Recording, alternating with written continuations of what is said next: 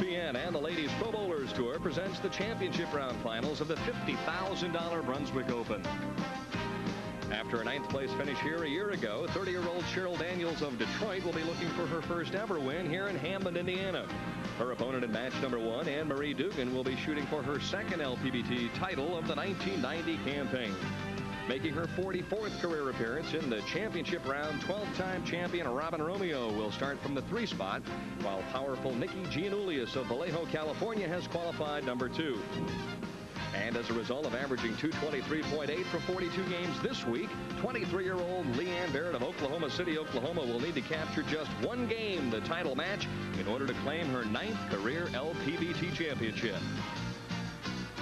And welcome to beautiful Olympia Lanes, located in Hammond, Indiana, for tonight's championship round finals of the $50,000 Brunswick Open. Hi, everybody. I'm Denny Schreiner, and welcome to the $50,000 Brunswick Open from Olympia Lanes in Hammond, Indiana, the Hoosier State. And working with me once again here this evening on ESPN is Leila Wagner. Leila, over the last month, it's been all Tish Johnson. She won a record 3 straight. Not going to be that way this week. No, it isn't, Denny. Tish Johnson finished up in the 48th position. The players that made the telecast tonight are very powerful players, and the left-handers attended tour out here are more of the stroker-type player. They weren't able to play that outside line that they're so familiar with. Power was the name of the game here at Olympia Lanes this week. The players that crossed the boards were the ones that basically found themselves in the final 5. Well, that's right. 4 out of the 5 players love to cross the boards. They're able to open up that pocket, and when it comes down to a carry contest, they're able to strike the most. All right. Then how in the world do you explain the fact that Robin Romeo, one of the straighter players on the tour, qualifies number 3? Well, Robin Romeo has surprised us all in the past, and she is the most consistent player out here on the tour. She really just stays within her own game, and she is so good at doing that.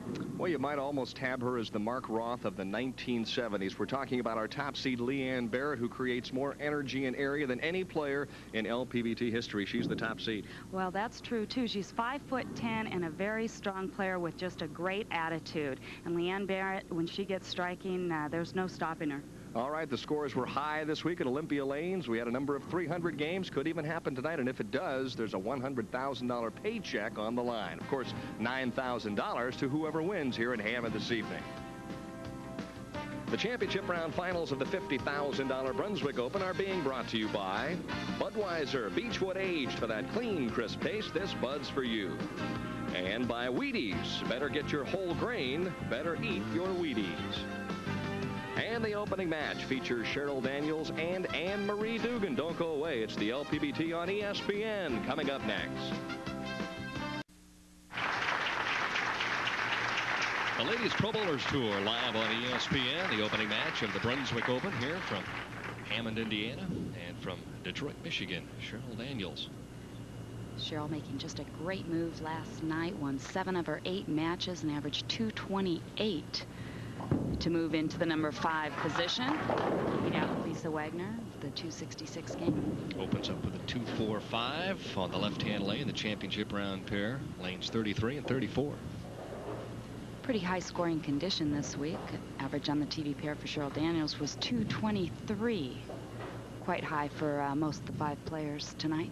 And Anne Marie averaged 227.5. Keep in mind, Nikki Gianulias averaged 240 plus on this pair of lanes, so she basically owned 33 and 34.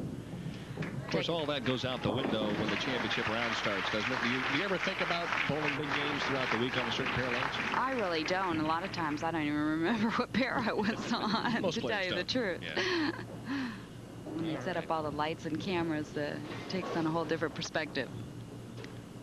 Different look fashion-wise from Anne Marie Duggan of Newport News, Virginia.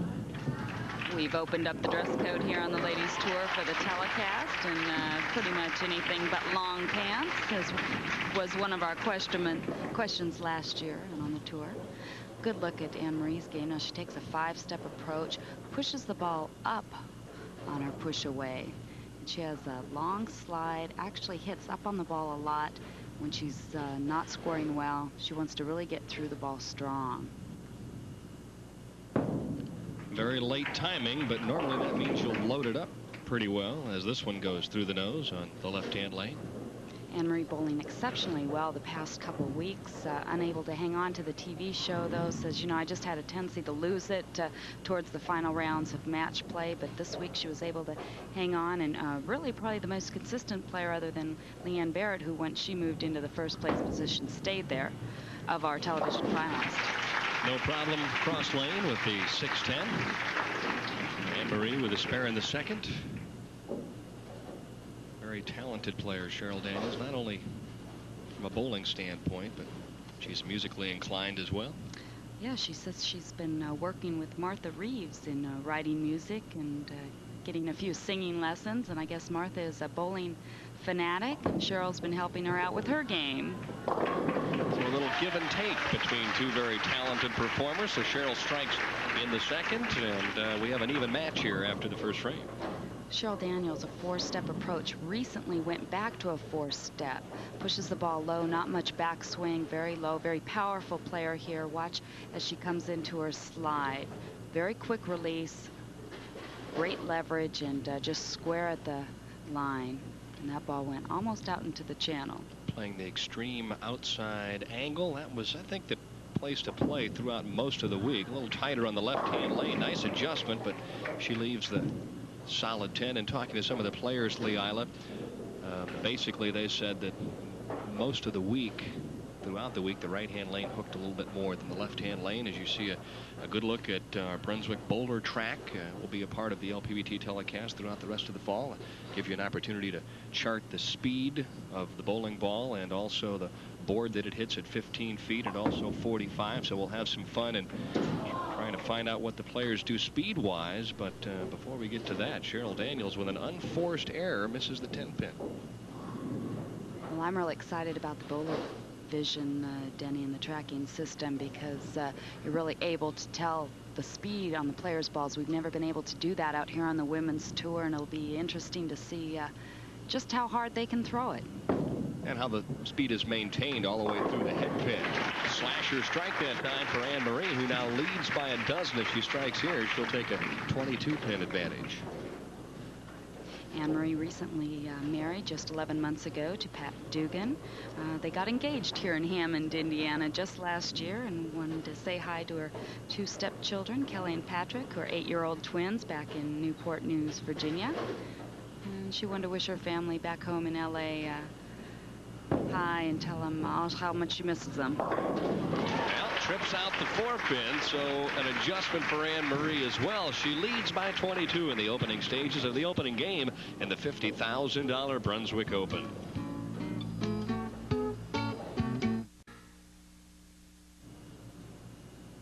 Next week, the LPBT Tour heads home. The home of the Ladies Pro Bowlers Tour, Rockford, Illinois. We'll be having our tournament at Don Carter Lanes, $50,000 Hammer Midwest Open for those of you who watch week to week here on ESPN. A special starting time next week. You'll have to take a nap. This one starts at midnight Thursday, October 18th, immediately following SportsCenter. So get the latest in sports news from around the world and then watch the Ladies Pro Bowlers Tour from Rockford. Defending champion Robin Romeo will be on hand to compete in that event as well as in our next match. All right, that one turned a little bit early, so on lane 34, it's through the nose. After missing the 10-pin, now Cheryl Daniels has to try and convert the 3-6-9. When Cheryl runs into trouble, Denny, she doesn't trust the ball, and she tries to help it and lift up a little bit too hard. And when you hit that dry part of the lane, that ball's just going to hook a little too high for you. And as we've seen throughout the week, a number of spares missed. Even by the top players, they didn't have much of a problem throwing strikes, but the spares did present some problems. This is Cheryl's first ball on bowler track. As you can see, 17.3 miles per hour at 15 feet. And it slowed down just a little bit at 45 feet. Not much. Here's her attempt at her spare. Now she hit a dry portion of the lane, and this happened quite often throughout the week. All of a sudden, you think there's a little oil in there, and there's not. Well, she's going to have to come back in a hurry. A wry smile from Cheryl Daniels, who opens back-to-back in the third and the fourth and allows Anne Marie Duggan to sit on the bench and take a 35-pin lead. Anne Marie's too good a player to give her that kind of a spot. Very seldom do you see players miss all 3 pins. Yeah.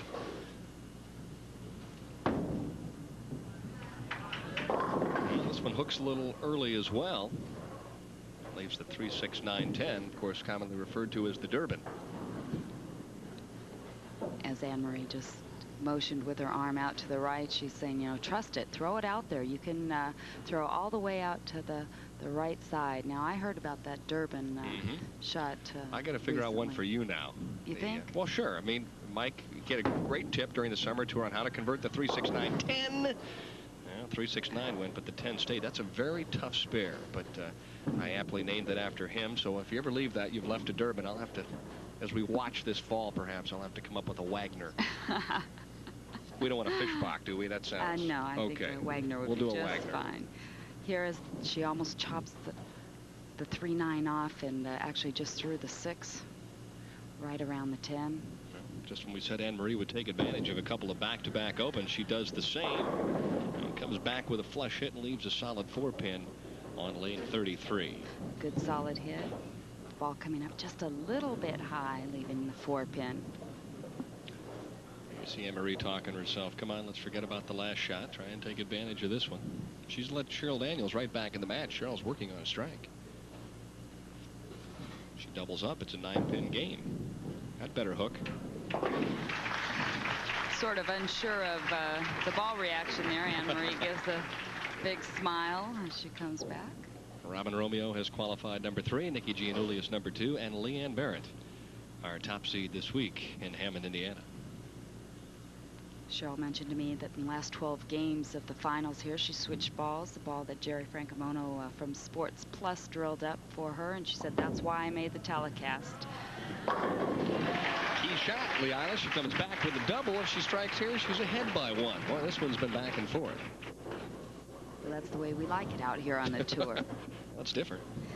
Cheryl winning 4 titles last year, Denny, after winning her very first title, came back just a couple weeks later to win 2 more titles back to back. And we often said that as soon as Cheryl Daniels won, she was going to be devastating out here on the tour. This year, however, it's been a little bit slow start for her. She's won a little less than 19,000 for her. That's a down year. Good ball speed, and she comes back with a couple strikes of her own. Cheryl Daniels has retaken the lead as we head to the home stretch here in the opening match of the $50,000 Brunswick Open. Yeah! Turnabout is fair play. Anne Marie led by as many as 35 at one point, and now she's trailing by 1. High game this week, 289. Well, a little slow again with a speed, but a fortunate break as she throws a Brooklyn in the 7th. Well, she said the right lane was hooking more for her, and it's obvious that it is. Yeah, she needs to make an adjustment on 34. That's the last couple of shots have not been very effective, although she does strike in the 7th. Could retake the lead if she doubles in the 8th.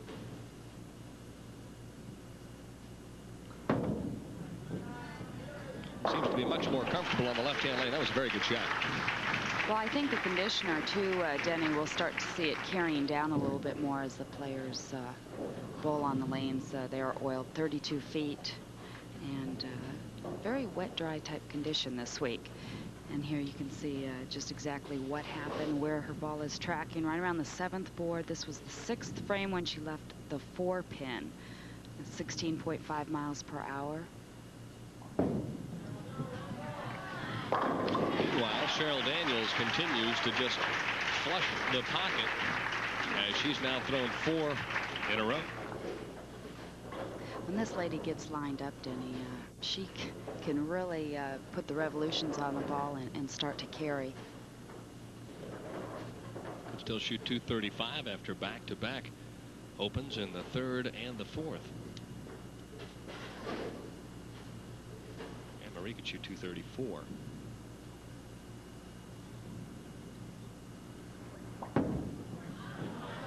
Turn that one a little bit early, and it crosses over the head pin. It seems if you get it going left in the first 8 or 10 feet, you got major problems.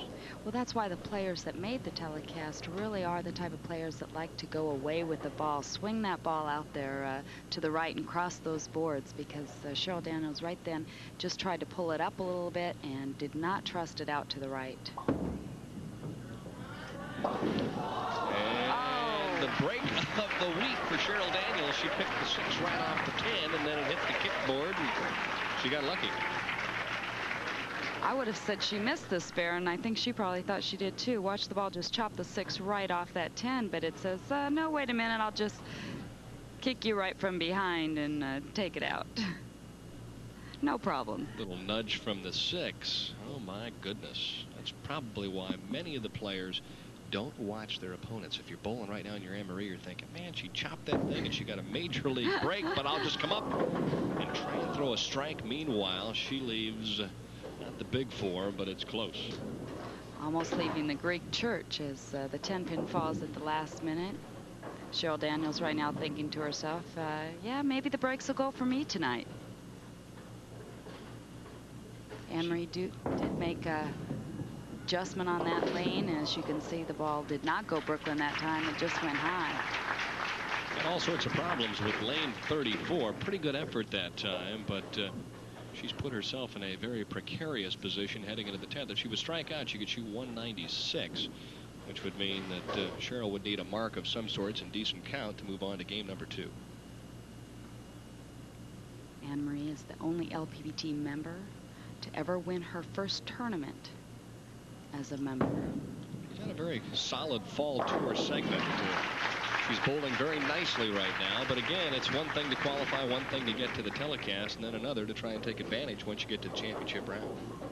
Well, she won the doubles earlier in August with Stacy Ryder. It really was the first time in quite a while that Anne Marie has been on the telecast.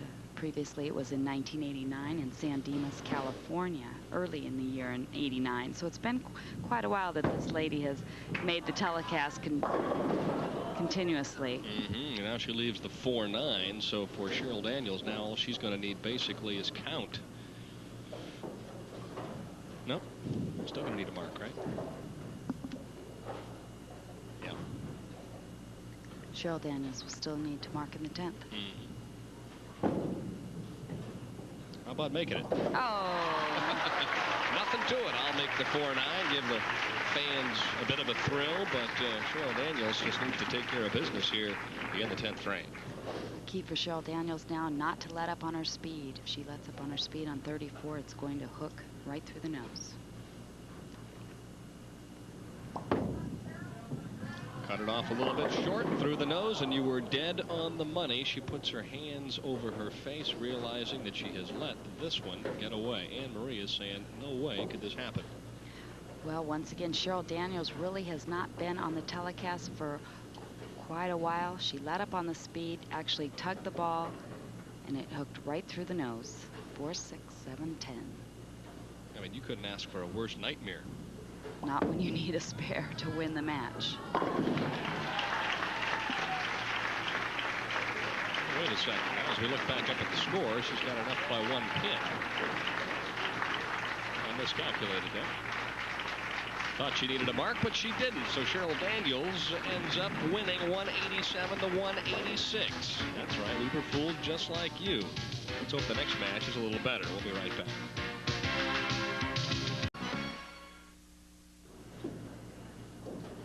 Brunswick Advisory staff member Lisa Wagner came oh so close to qualifying for the telecast, but she ends up 6th, and one of the hottest players on the tour, Kim Terrell, ends up number 7. Defending champion Carol Giannotti in 9th place. Wendy McPherson, a finalist last week, qualifies and finishes up in 11th position. Robin Romeo's sister Tori finished in 14th. Karen Wakefield working the foul line for us this evening is number 22. Of course, Jan Schmidt, who works for us in the truck on the Chiron, a solid week in 18th place. And Darlene Milton, the wife of Tom Milton, in 25th, alternate. Look down at the rest of the cashers this week. Renee Fleming back in the cash line, tying for 33rd position. Lori Nichols snuck in there to get the last and final check from Algonquin, Illinois. defeating Judy Sutar by 1 pin for that last check. Did they split the check? No, no, no. No chance, huh? No chance. We'd like to apologize there for that lack of scorekeeping in our minds. We had it figured out as if Anne Marie had struck out last game, but Cheryl Daniels did come out the winner that last match. That's all right. They had it twisted around so many times in game number 1. You had to be a genius to figure that one out. It was back and forth, back and forth. I think Cheryl had an idea what she needed when she went up. But when she left the big 4, I think she figured she had lost. Good thing she looked at the scoreboard and got 2. Exactly. She fooled me. Robin Romeo, former LPBT Player of the Year, bounced back and regained the old form. She's been rather quiet here in 1990. Her high finish this year has been 2nd. She qualified 3rd twice this year and has finished 4th both times, so her television record so far this year has not been very good. Robin, we mentioned, had that very compact game, a 5-step approach, not much push away, actually pushes the ball down. Good position at the line. Utilizes quite a bit of loft to delay. And she kicks out the 4 pin. So Robin Romeo starts in fine fashion with a double here in game number 2. Robin actually one of the players that hits the ball in upswing versus the players in nowadays the urethane release, that smooth swing, sweeping the ball through. Trying to release the hand down the lane, into the lane, as opposed to up, huh? Exactly. Different ways to do it. Looks like Cheryl might have moved to the left with her feet. Didn't nearly give that ball as much room as she has in the past on lane 34. Nice reaction, though. She strikes. Well, if you're getting a little over-under reaction on lane 34, you're going to want to move a little bit left, tighten up the line a little bit, catch some of that conditioner. As you can see there, that ball probably going out to around the 5th board instead of breaking out to the 2-3 board. 33 has been her good lane. And she leaves the 2-4-5. The ball not making the break back here. It didn't look as if she got the fingers, the lift in the ball that time. With that victory over Anne Marie Duggan, Cheryl has now improved her career match play record in the championship round to 19 wins and 20 losses. So she's trying to become a 500 player here against Robin Romeo. Cheryl Daniels was inducted in 1984 into the Detroit. No, I take that back. She was the 1984 Detroit Women Bowler of the Year. I was going to put her in the Hall of Fame at such a young age. Well, she'll get there someday. She probably will get there. Took the 2-4 right off the 5, though. She's made a number of mistakes. Unusual for her once she gets locked in. Well, Cheryl really didn't have a consistent tournament. She started out in the lower positions and just moved it a little bit higher last night to make the telecast. So she really has not been solid all week. The thing that amazes me is throughout most of the week, the players who hooked the ball a little bit more were the ones that had the more consistent shot across the house. Yet you watch Robin Romeo operate here on the championship round pair. She's very direct, just a little bit of a swing, and she looks like she has an excellent shot as she starts with the first 3.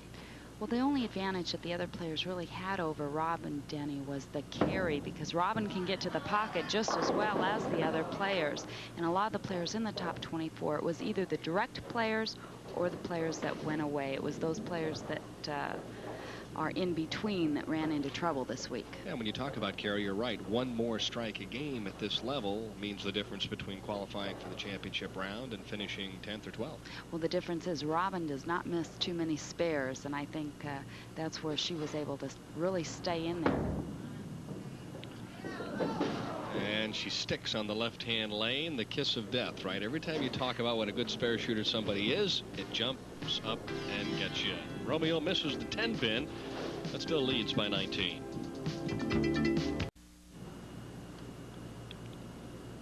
Say it ain't so, Leila. How could Robin Romeo miss a 10 pin? Well, she stuck just a little bit here as she shot the 10 pin, and the ball just slid off to the channel.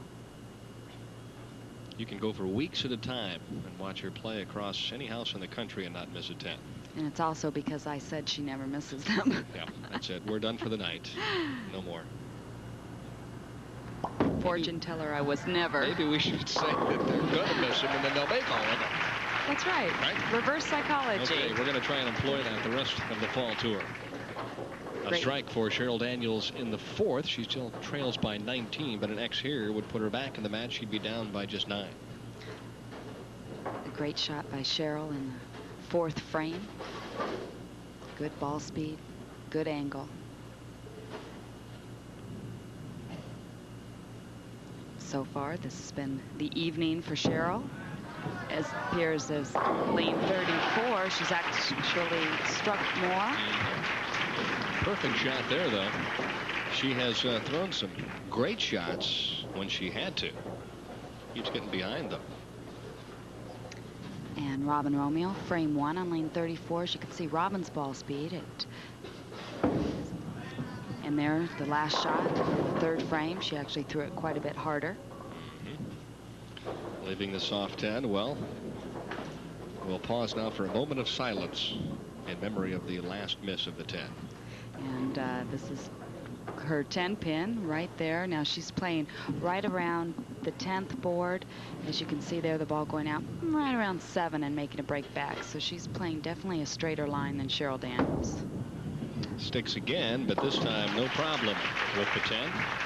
Well, did she just miss 2 boards right with that strike shot, or did she try and make a move? Why would she move if she struck the other 2 times? Well, I think she just missed. I do too. It's interesting though how we can point that out a little bit. Of course, 2 boards isn't a lot. You're looking at 2 inches, right?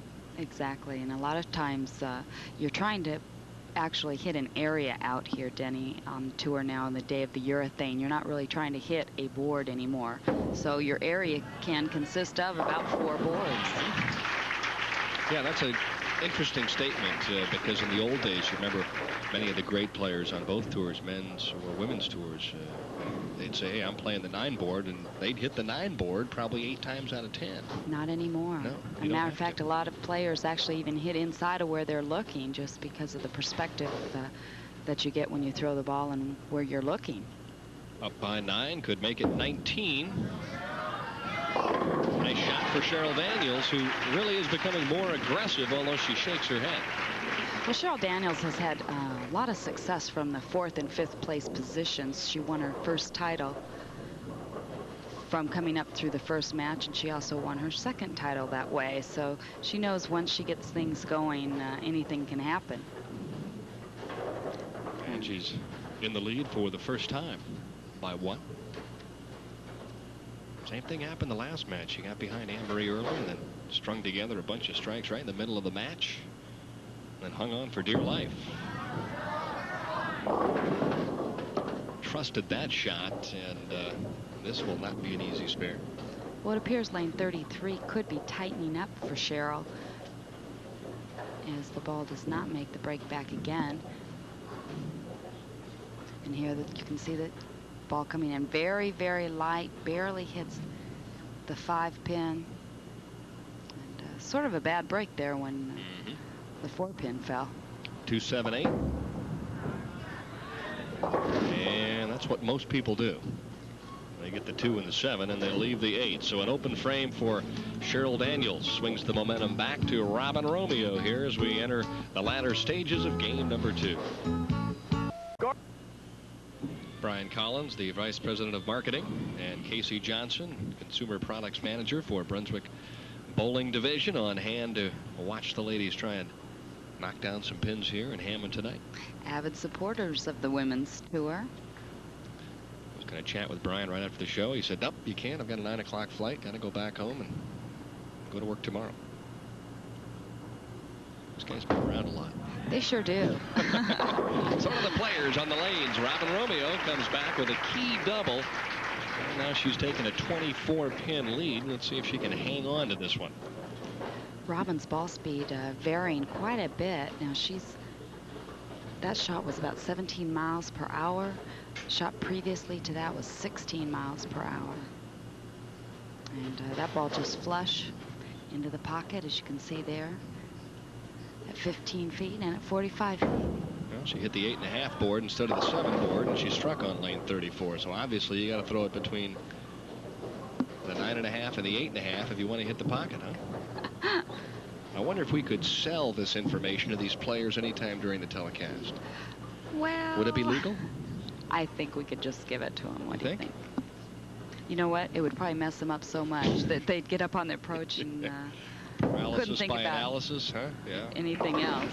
After the solid 4, it's a 23-pin lead. Well, Cheryl Daniels turned on the after-jets in the latter stages of game number 1 to nip Anne Marie Pike, or Anne Marie Duggan, I guess I should say, 187 to 186. Let's see if she can do the same here in game 2. Cheryl Daniels' last appearance was in April in Hoffman Estates. She lost to Cindy Coburn, 169 to 203. Cindy Coburn Carroll went on to win that title. The messenger shows up a little bit late as Cheryl leaves the soft 10. Ball not finishing hard enough in the back end. Now she has made the adjustments for 34. She knows that lane's going to hook more, and she played it safe, and she made a good shot. Was hoping to carry.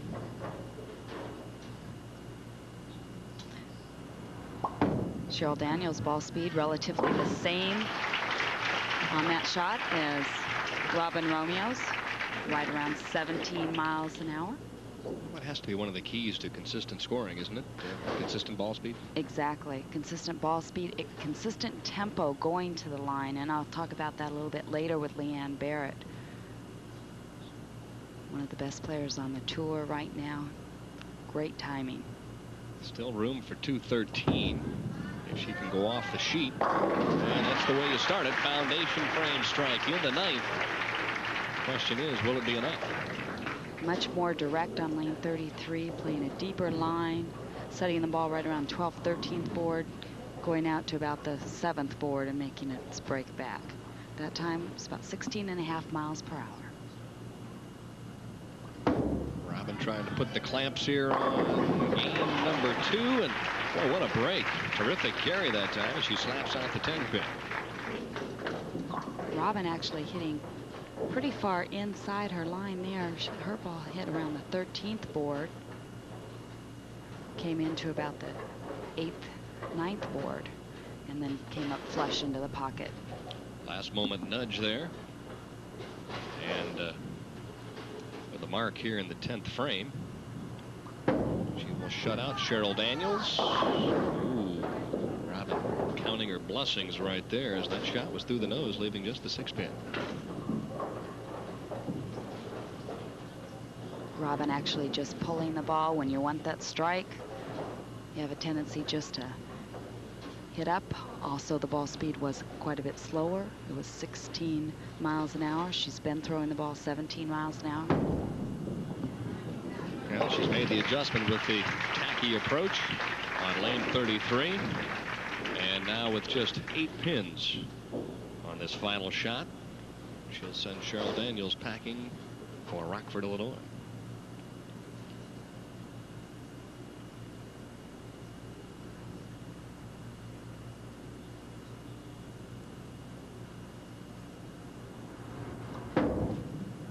More loft, and a nice result. Robin Romeo finishes off Cheryl Daniels in game number 2 with a strike in the 10th and a 216 performance.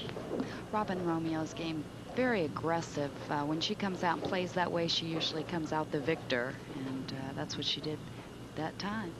Just missed one 10-pin in the 4th frame due to sticking on the approach. Of course, you trip out the 4 when it doesn't mean anything, but better late than never. Cheryl, the only female member of the Columbia 300 staff, and so she finishes up in 4th place. Robin Romeo, Nikki Gianulias featured in our semifinal game from Olympia Lanes in Hammond, Indiana.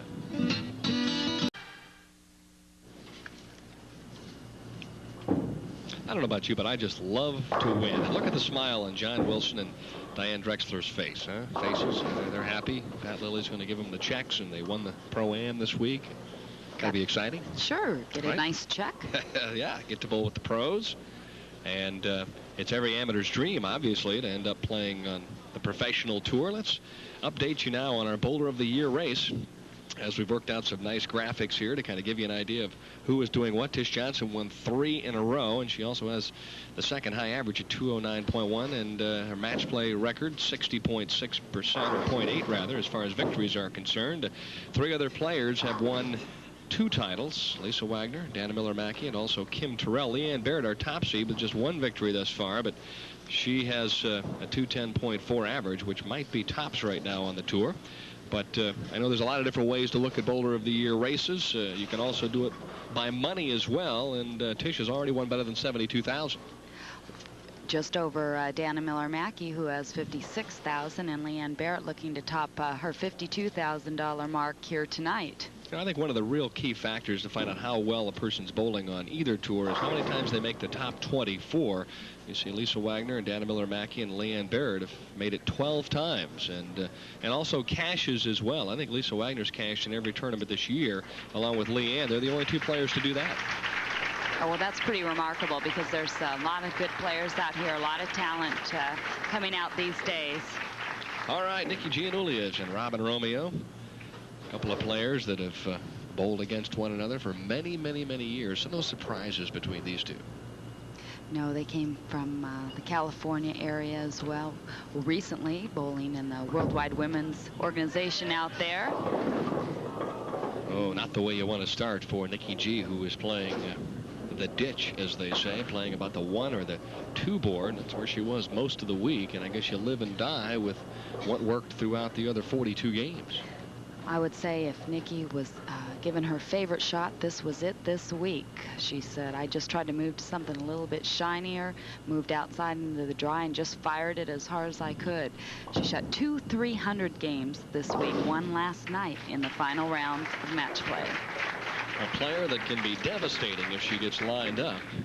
Boy, really an interesting contrast. Straight, consistent type player that doesn't cross many boards in Robin Romeo, and then powerful player like Nikki G, who's crossing a number of boards.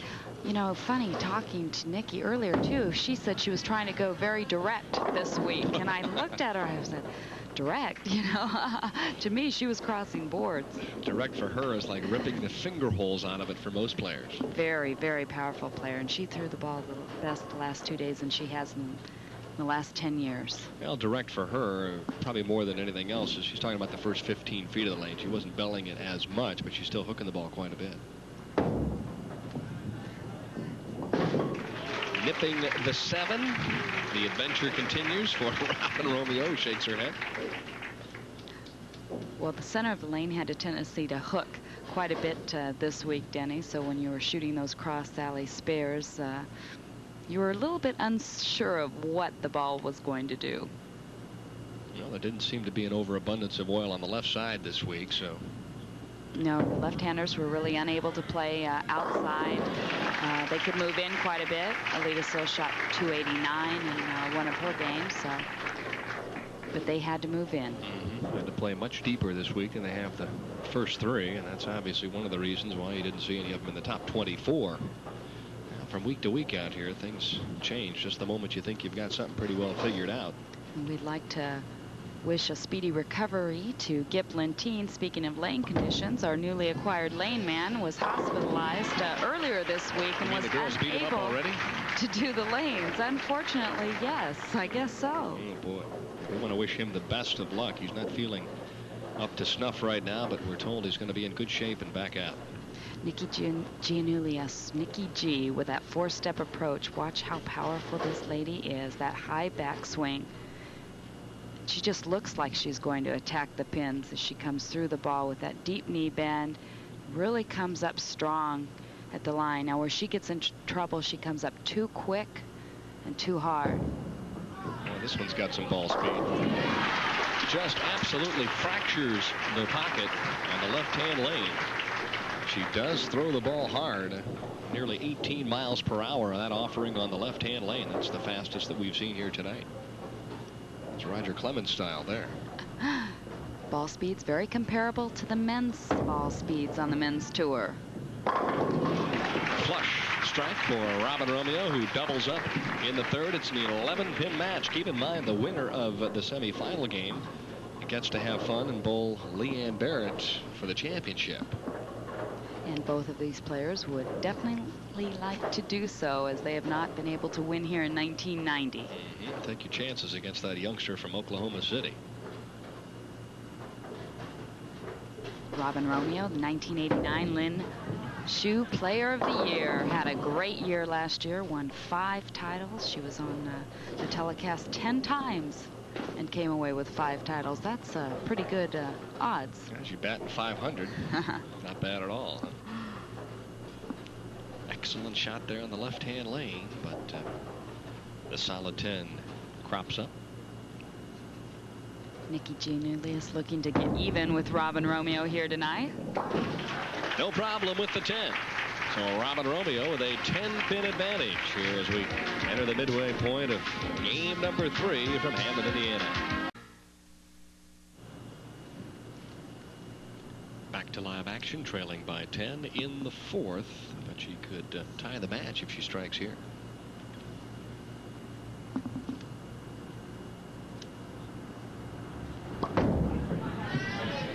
Good ball speed. Good flush hit. I think the whole key for her is keeping the speed up. If she does, she gets a nice reaction. That's right, and you'll be able to see it right here as her first shot where she left a 4.67 split. She threw the ball very, very hard, 17.7 miles per hour. However, when she struck in the 3rd frame, she threw it a little bit harder, 17.9 miles an hour. So I think she needs to keep that ball speed up and really trust the ball to the right. Let's see if she does just that. Gets out of it pretty clean. And don't tell me the 9-pin. Nikki Gianulias cannot believe it. That's as good as you can throw it. Sure is a solid tap, the 9-pin, the ball breaking too hard.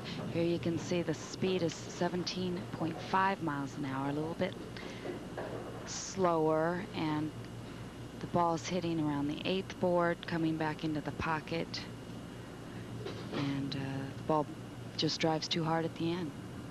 Doesn't take out the 9-pin. Talk about splitting hairs. I mean, come on, we're talking about 45 feet. You're within a half a board and you leave a solid 9, but that's how it happens, right? That's exactly right. But you've got to be able to create area, not just boards. I mean, it's so nice that we can see this up here with the tracking system with the boards, but you really are playing area out here, and I really would like to stress that, because nobody's perfect enough, not even the great Earl Anthony, to hit one board every time. And watch this break. Oh. A little wobble there at the very end. You'll see the 8-pin moving back and forth, and Robin would have dearly loved to have taken a strike there. And the 8-pin still wobbling, as you can see this pin trying to nudge it over. It doesn't make it, though. Whatever happened to the laws of gravity? They don't exist in bowling. Pin was supposed to go down. Well, it does go down on the spare attempt. This one is even Steven after 5 frames. Doesn't get much closer than that. Ah, yes. Former marketing director for the LPBT tour for many, many, many years. Now Bill Vint, involved in being the editor for the Windy City Bowling News. A terrific new bowling publication out of the Windy City. Everything you ever wanted to know about bowling in Chicagoland, right? And don't forget, Lisa Vint, his wife, is working very hard on that paper as well. Equal time, equal billing. Of course, Lisa not only kept score for us up here, as well as bowled on the tour, but worked for many years in our scoring system out on the truck. So we wish them the best of luck with the Windy City Bowling News. You know, I've got a locked-in deal with them right now, Leanne. They're mailing them to my home in Copley, Ohio. So it's kind of nice for me. You'll have to get on the subscription list. I was going to say, how do you rate? Yeah. The only problem is I guess I get the bill at the end of the year. Exactly. Huh? That or somebody sent you a subscription that you don't know about, right? That was the bad news. No, they're doing a terrific job, and we wish them the best of luck. Well, after the 2-pin spare, she leads by 1, and this is a very tight semifinal game. Nikki G finishing second twice so far this year, unable to capture a title. Her last title came in 1989 at the Ladies Fairlanes Open. She leads second place finishes on the tour with 17 of them. She has been snake bit in the past. Way too many, and it appears, Leanne, if you go right with it, that's where the good reaction is. Look at this, nice mixer. If you set it short or cut the speed down a little bit, it's through the nose. Exactly, and that's where we stress the fact that the players that cross the boards, the ones that were able to go right, trust it, with the amount of ball speed that Nikki and Leanne and Robin and the rest of them could project, they were the ones that were able to strike. After re-rack on lane 33, this would be a key double for Nikki Gianulias. She would take an 11-pin lead.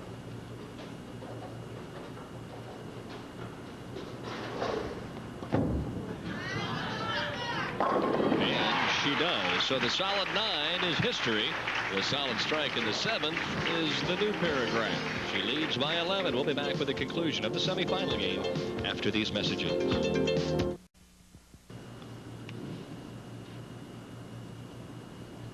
Down but never out.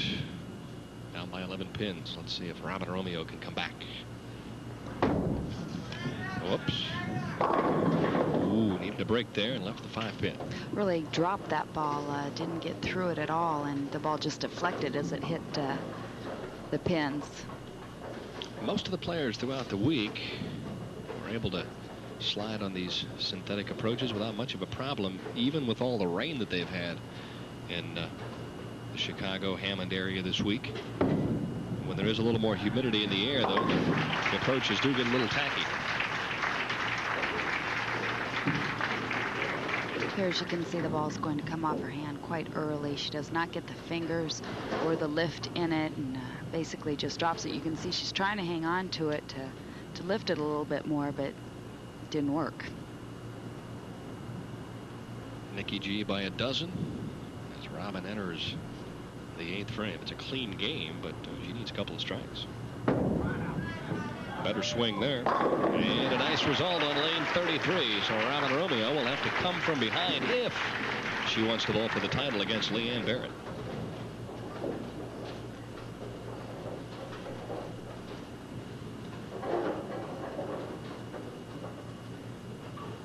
Nikki's last show that she made was in Hilton Head, South Carolina, where she lost to Lori Nichols. 170 to 209, finished up in the 4th position. And through the years, there you see with these sub-500 record. That shot looked like it was a little inside of her target to start, but the good ball speed was there. Nikki Gianulias locking in and waving goodbye right now to Robin Romeo as Nikki leads by 22. One more strike here, and she opens up a 32-pin advantage. Nikki just throwing the ball superbly, Denny, just really releasing it quick, getting out of the ball very clean, and that's the key for Nikki.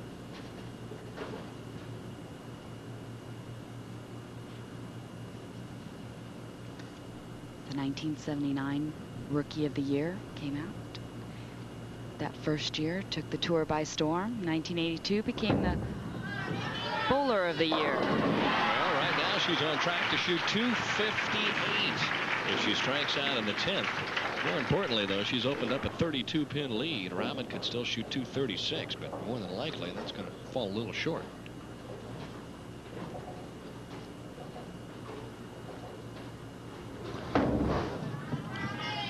Nice shot by Robin Romeo, who's done anything but give up. We've seen some strange things happen thus far in the first couple of games. As there's a good look at the president of the Ladies Pro Bowlers Tour, John Falzone, over from Rockford to take in the televised finals here this evening. Not too far away, Rockford, Illinois. About an hour and a half to 2-hour drive. Yeah, short trip from here. That's, of course, where the ladies will be next week. Don Carter Lanes. Trying to put a little pressure on Nikki G, and she does. Robin Romeo with a strike in the 10th. If she continues to motor right along, it'll be a game of 236. She's down now by 12. One more strike here should force Nikki to at least mark in the 10th.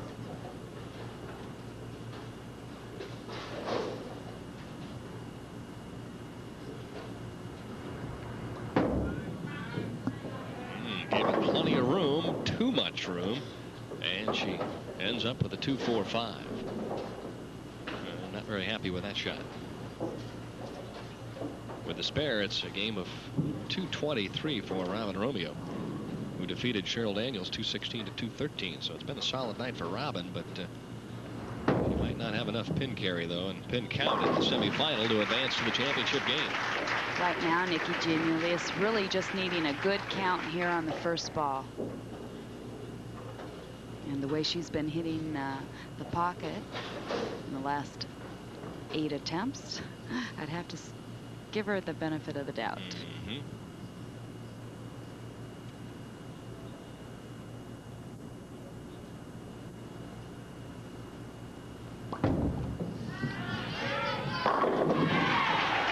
She's just flat lined up now on the championship round pair. Little or nothing that Robin Romeo can do. Robin put together a 3-bagger in the 8th, the 9th, and the 10th to make it interesting, but she's going to finish up 3rd. And that's all she wrote. Well, Robin Romeo has been in the number 3 position 13 times, Denny, and she's only walked away with 2 titles. So far that number 3 position has not really been a lucky position for Robin. Have to qualify a little bit higher. Nikki G just continues to roll along. You know, she averaged 246 on this pair throughout the week, and she's going to up the old numbers here with a strike. She could shoot 258. Well, as her adrenaline is flowing, Denny, those last 2 shots, she threw 18.5 miles an hour, and the last one was over 19 miles an hour. She's starting to amp it up a little bit, the adrenaline kicking in, as she would like to complete a 7-bagger. Oh, boy, that was up to the 1 board. She's getting loose all right. Leaves the 5-pin, but a beautiful game of 257 as she defeats Robin 257 to 223. So now there are only 2 left here in Hammond, Leanne Barrette and Nikki Gianulias. They'll bowl for the title when we return. Round finals from Rockford, Illinois. Well, only 2 remain. Leanne Barrette, the top seed, and Nikki Gianulias, who is fresh from a 257 game in the semifinal, will match up here for the Brunswick Open title. We've seen Leanne in the last 3 telecasts, Denny. She has not been able to get anything going. Her high game in those 3 telecasts has only been 200, but I think she's going to beat that here tonight. Yeah, safe bet. She opens up with a strike. This one could be X-City from start to finish. Both players, if there were 2 players out here on the tour that were the strongest, I would have to say it were these 2 players. Yep, you'll see him revving this thing up a little bit. 34 has been obviously the best lane for Nikki G. Although when you shoot 250, they both got to be pretty good. She comes out and leaves the ringing 10. Great shot. Ball coming in just a little bit late behind the head pin, though. Leave that ringing 10. Sent the 6-pin up to the moon, you might say. Amazing how Nikki G and Leanne Barrette sometimes can make it just look easy.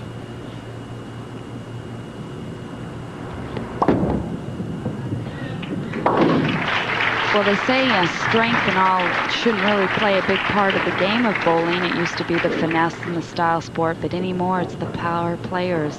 Both these players are very tall, like we mentioned in the opening. Leanne Barrette 5'10", Nikki at least 5'9". They can get a lot on the ball. Their hand size is also a lot larger than many of the women players out here on the tour. So some weeks it's a tremendous advantage. This one rolls out in the pocket, slices out the 5-pin, so a strike for Nikki G in the second. Well, halfway down, right around the 5th board, as she slices the rack. Leanne Barrette has been in this number 1 position just 5 times, and she has 1 title. So not a real good position for Leanne to be in, the high qualifier. All right, now answer me this. Why is she playing in on the right-hand lane? That does not look like the area to be in.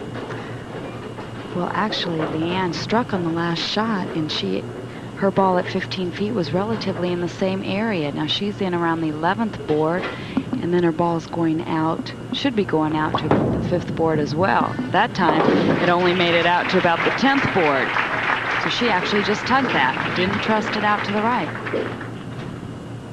So we can see Leanne's game. Now she walks a little bit crooked here. She takes 4 steps, but she straightened it out quite a bit after working with Gary Dickinson. She actually plants late with her timing, but when she rips that ball through, it's that sweeping motion.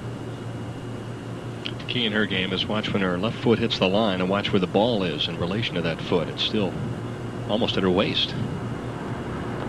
Haley tugs it through and revs it up and leaves the 7-pin. In all fairness to Leanne, an incredible week for her. She came down with a severe ear infection, had to go to the doctor here on Saturday. Told me she got a shot of antibiotics, and the shot wasn't in either arm, as she joked and winked, but she's had cotton in her ear all week long, and it's not been an easy week health-wise, but when you have talent like she does, you're able to overcome those things. Well, see, maybe I should bowl next week. I'm starting to feel this cold coming on. Tish was sick and won. Sure. Leanne is not feeling up to par and winning. Interesting, Leanne said, you know, I had this cotton in my ear. My equilibrium was off all week long. And she said, my mom called me and said, hey, maybe that'll straighten out your approach a little bit. She really has quite a sense of humor.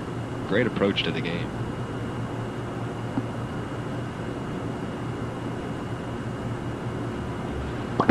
Ahead by 1, trying to make it 11. And she does. Right now, you got to say that Nikki G is the favorite in this match. Well, Nikki had a game there to warm up, get the feel of the lanes, and find her line, and she sure did when she shot 257 in the first game.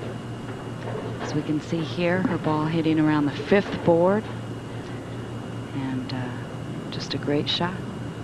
18 miles an hour.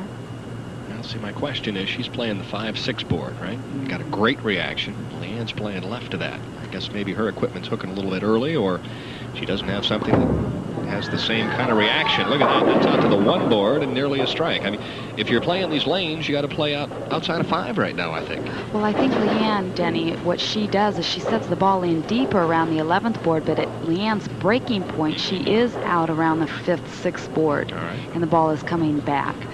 So Leanne just has a later breaking point.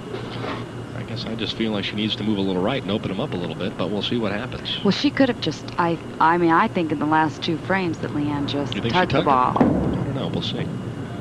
I watched her a little in practice. She's playing a little more direct for her. When she plays direct, though, she still bellies the ball a little bit. We'll see. She trails by 10, so she's still in the thick of the match.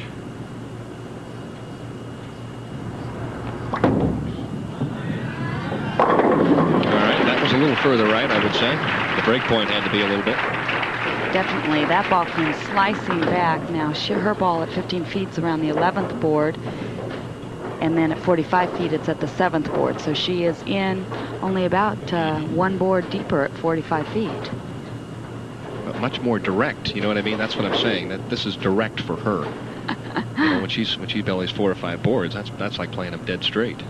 But she's creating more area. Now, Leanne can belly the ball all the way out to the 3 board, and it's going to make it back. Yeah. See, a little tug there, and I don't know. She gets a strike, throws a Brooklyn, the match is even, but I think right now Leanne is really questioning, boy, is it the equipment? Am I playing the wrong spot? But, you know, it's easy to sit up here and say, hey, move to the right and play the 1 or 2 board. She's obviously thrown some shots out there and didn't get the kind of reaction that she wanted. I mean, right now, Nikki G, all she's got to do is make a good shot, and she gets the pocket. I think Leanne's really just not trusting it at this point. I know one thing, you set it a little short. It's not going to stay right at the head pin. No, you definitely have to get the ball long down the lane. Now, see, this was a tug. That last shot wasn't. It was left of her target from the very beginning, and when it's left of the target, it's left of the head pin. Of course, after the shot she threw on 33 that hung on the 1 board, you know, you're right. She might have been thinking about it. I saw a few channel balls this week. That long, gray, dark shot, huh? Well, that's the chance you take when you play out that far. You know, you just missing your target by 1 board, and you're in the channel, so. Well, it's a gambling type of an angle. You're gambling that you're going to strike from out there, and sometimes that's where you have to play them in order to get the best angle and the best carry. So that ball hits the 6 board, and it was left from the very beginning. If you get it left of like the 5.5 board, you got problems. And take a look at frame 3 as she struck on this shot. See? Right around the 5th board. Right. Big difference.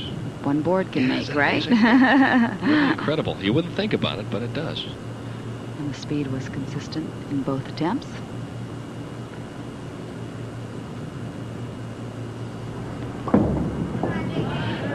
Okay. Better shot. And a strike for Nikki Gianulias in the 6th. It's Leanne Barrette after the Brooklyn in the 5th. Now leads by 3. Well, let's see if your theory was correct, although she threw a beautiful shot here on the right-hand lane the last time. Just 4 years on tour, this lady has 8 career titles. As right now, she's leading the 1990 average board. And she didn't do anything to hurt herself this week, averaging 223. See, not as much belly. Throws another Brooklyn. Well, she is living dangerously right now, and obviously confused, even locked up a little bit, I would think. She is not trusting the shot at all. She's not throwing it right. No, I think Leanne's just a little bit tense here. In her 1990 television average was 194. You know, it's really been a while since she's won. Well, she said her duller equipment was hooking very, very early, so she was going to probably go with a shinier piece of equipment and just try and hit the pocket. So she really wasn't feeling comfortable with this pair during the practice session. Now that ball went right to start. Still hooks across the head pin. Well, 3 consecutive Brooklyn strikes. Now, if this were Tish Johnson bowling, you'd be saying, hey, those are great shots. But that's 3 Brooklyns in a row. Come on. Is she lining up on the Brooklyn side? No, definitely not. However, wasn't it just a couple weeks ago she said she was going to because that was her best strike line? Well, her ball is definitely just hooking early, Denny, and she needs to either get inside, catch some of the oil a little bit more, and project the ball longer down the lane.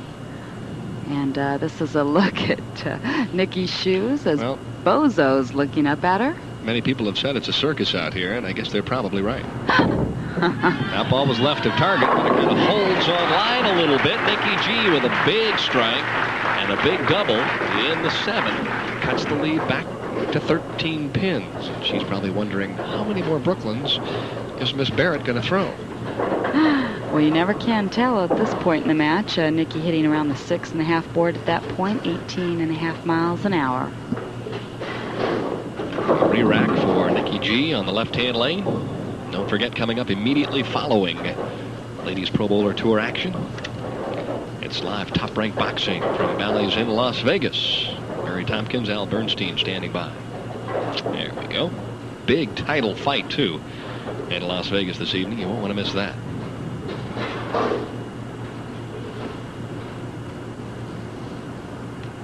Trying to cut the lead to just 3. Oh, nice shot. Oh, no, not the solid 8. Nikki G is beside herself, and rightfully so. That's the best shot of the night. I'm telling you, and she is just dumbfounded, as you might say. She left a solid 9. She re-racked this rack, wondering if the pins were off spot. And watch the head pin here as it goes against the wall.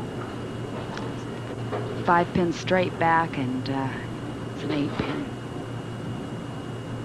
She's going to talk the ball into the pocket. She's going, come on, come on. She knows that she ran that shot out.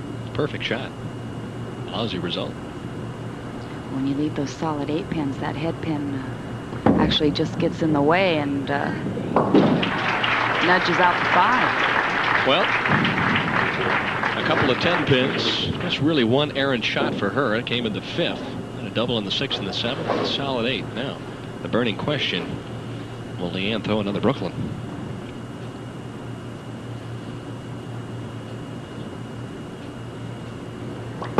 That's right. And the 2-pin remains. So it's really the first shot, I think, since about the 4th frame, where she went flush on lane 34, that she's gotten the ball to the right. Well, she definitely trusted that ball out as we saw it not make it back. And if there's anybody out here that can trust it to the right, it's Leanne. She can create the area that we so often talk about. No, dream about. Well, you're right there. I dream about it. I'm sure you're not really dreaming about it these days, but I definitely do.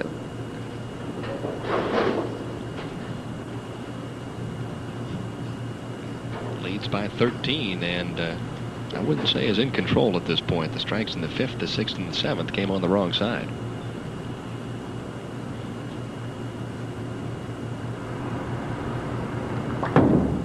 That's better. Nice shot. You have to wonder why. I don't know. I'm puzzled. Good a player she is, they're not going to question what she's doing out there, but that looked like a very clean shot. She just got it started a touch to the right.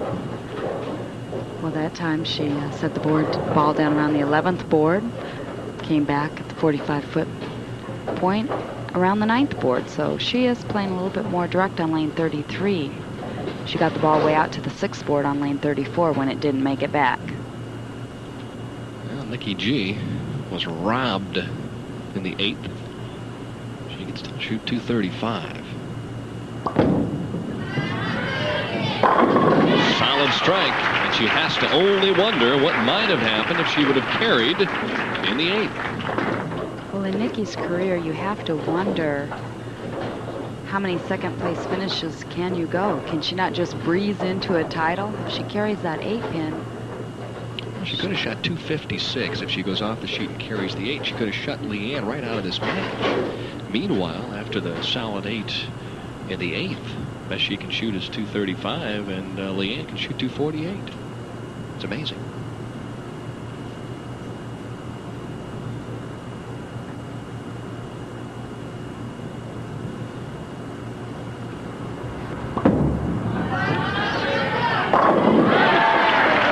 Beautiful shot there. One after another.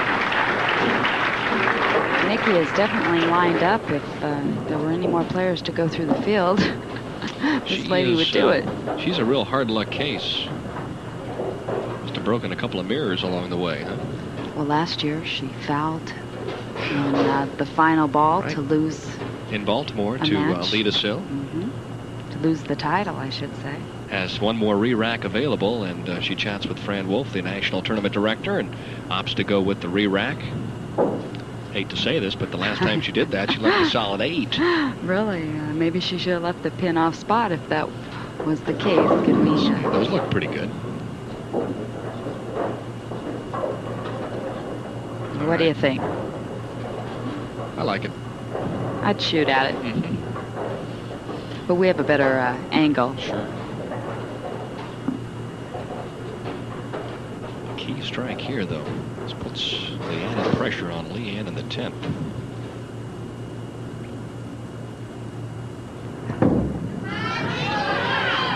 Rolls up, another flush strike. Well, should Leanne Barrette win this, you're going to look at the score tomorrow in the paper and say, well, she shot 240 and she won. But boy, oh boy, if you had a chance to watch it, a player who has done nothing but just drill the pocket is Nikki Gianulias. Yes, if Leanne gets up and strikes out, you must say that this was a gift from above.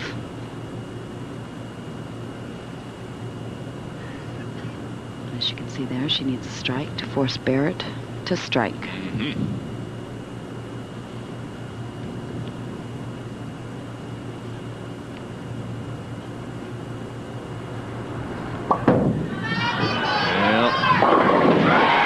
Beautiful performance for Nikki Gianulias, who shot 257 in the semifinal game and then comes back with 235. Leanne Barrette needs a strike and 8 and a spare to win her 9th title. I think of the 2 lanes, 34 is the better one for Leanne.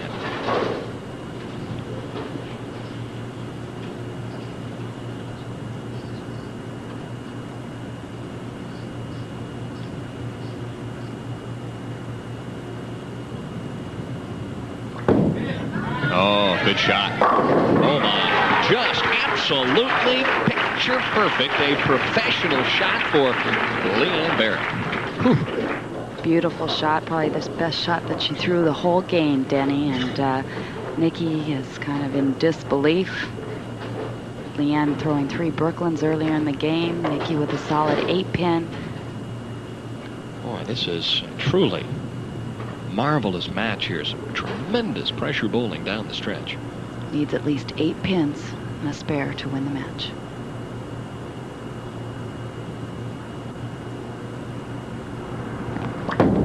Gotta trust it, and she does. An And Leanne Barrette, who needed to count 20, and she needed a strike in the 10th, comes up with a key double. Just one of the indications why many people, many of the experts, the bowling writers across the country, have tabbed this player as the next superstar on the Ladies Pro Bowlers Tour. Boy, marvelous, marvelous bowling. Her second title of the year. She collects the 9,000 for first, and she earned it here this evening. Leanne last week needed a strike to move on in a match, and she ended up with a 10-pin. Well, the fans applaud. They saw themselves a heck of a title match here in Hammond, Indiana. Leanne Barrette winning 247 to 235. If you're serious about whole grain,